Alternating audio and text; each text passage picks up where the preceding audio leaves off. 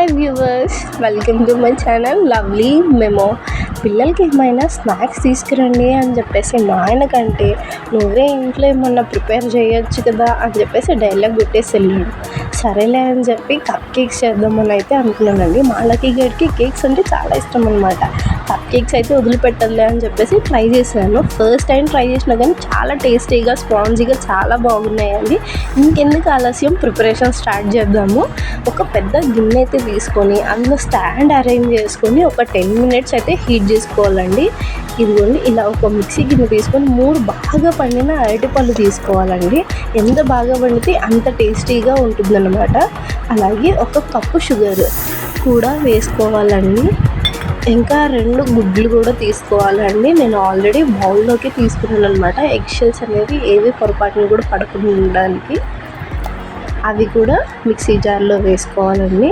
3/4 cup sunflower oil తీసుకుంటున్నానండి. మీరు ఏదైనా కుకింగ్ ఆయిల్ తీసుకోవచ్చు. ఇవన్నీ కూడా ఇప్పుడు మెత్తగా గ్రైండ్ చేసుకోవాలండి.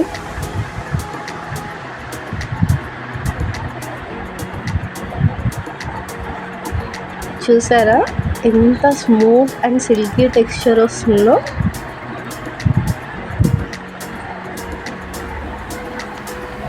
బాగా బ్లెండ్ అయిందా లేదా అని చెప్పేసి ఒకసారి విస్కర్ తోటి టెస్ట్ చేసుకోండి. ఇప్పుడు ఒక కప్పు మైదా జల్లెడలో వేసుకొని జల్లించుకోవాలండి. ఎలాంటి గడ్డలు కానీ ఏమున్నా కానీ పోతాయి అన్నమాట. ఒక 1/2 టేబుల్ స్పూను బేకింగ్ సోడా, అలాగే 1/2 టేబుల్ స్పూను బేకింగ్ పౌడర్ వేసుకోవాలండి. బాగా జల్లించుకున్న తర్వాత ఇందులోకి 1 స్పూను వెనిలా ఎసెన్స్ కూడా వేసుకోవాలి. ఇవన్నీ కూడా విస్కర్ తోటి ఈవెన్గా లంప్స్ లేకుండా మిక్స్ చేసుకోవాలండి. చూసారా కన్సిస్టెన్సీ అనేది ఇలా ఉండాలన్నమాట. ఇంత పర్ఫెక్ట్గా కుక్ అవుతుంది ఇలా ఉంటే కనుక కేక్. ఇక్కడ నేను పేపర్ టీ కప్స్ అయితే తీసుకుంటున్నానండి కప్ కేక్స్ చేయడానికి. మీరు కావాలంటే కూడా చిన్న స్టీల్ గిన్నెలు ఉంటాయి కదా, వాటిలో ఆయిల్ అప్లై చేసుకుని డ్రై ఫ్లోర్ వేసి ప్యాక్ చేసుకుని వేయచ్చండి. ఈ పేపర్ కప్స్లో కొంచెం ఆయిల్ వేసేసి మనం ఆల్రెడీ బ్లెండ్ చేసుకొని పెట్టుకున్నాం కదా, ఆ పిండిని కొంచెం కొంచెంగా తీసుకుంటున్నాను. ఇక్కడ నేను పైన టూటీ ఫ్రూటీస్తో అయితే డెకర్ చేస్తున్నానండి. మా లక్కీ కేక్కి టూటీ ఫ్రూటీస్ అంటే ఇష్టం అన్నమాట. మీరు ఏదైనా డ్రై ఫ్రూట్స్ కానీ లేకపోతే సీడ్స్ కానీ అసలు ఏం వేసుకోకుండా అయినా చేయొచ్చండి. ఇలా అన్నీ వేసుకున్న తర్వాత నేను వీడియోలో చూపిస్తున్నట్టు ఒక ప్యాన్లో అయితే ఈ కప్స్ అన్నీ అరేంజ్ చేసుకోవాలండి.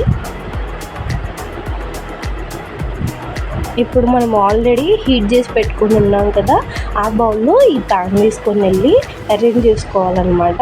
ఇంకొక విషయం అండి, మనం గిన్నెని లో ఫ్లేమ్లో హీట్ చేస్తే కనుక లో ఫ్లేమ్లోనే కేక్ అనేది బేక్ చేసుకోవాలండి. ఒకవేళ మనం మీడియం ఫ్లేమ్లో కనుక హీట్ చేస్తే మీడియం ఫ్లేమ్లోనే కేక్ అంతా కూడా బేక్ చేసుకోవాలండి.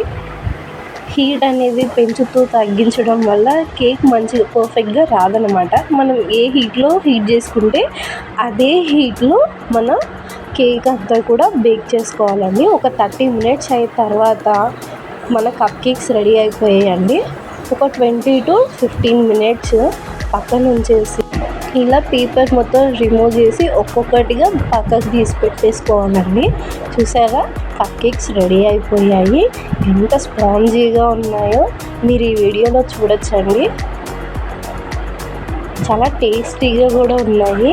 ఇవన్నీ కూడా మీరు ఒక 3 to 4 days కంటైనర్లో పెట్టుకొని స్టోర్ చేసుకోవచ్చండి. Sponge banana cupcakes are ready. For more videos, please subscribe my channel Lovely Memo. Thank you for watching.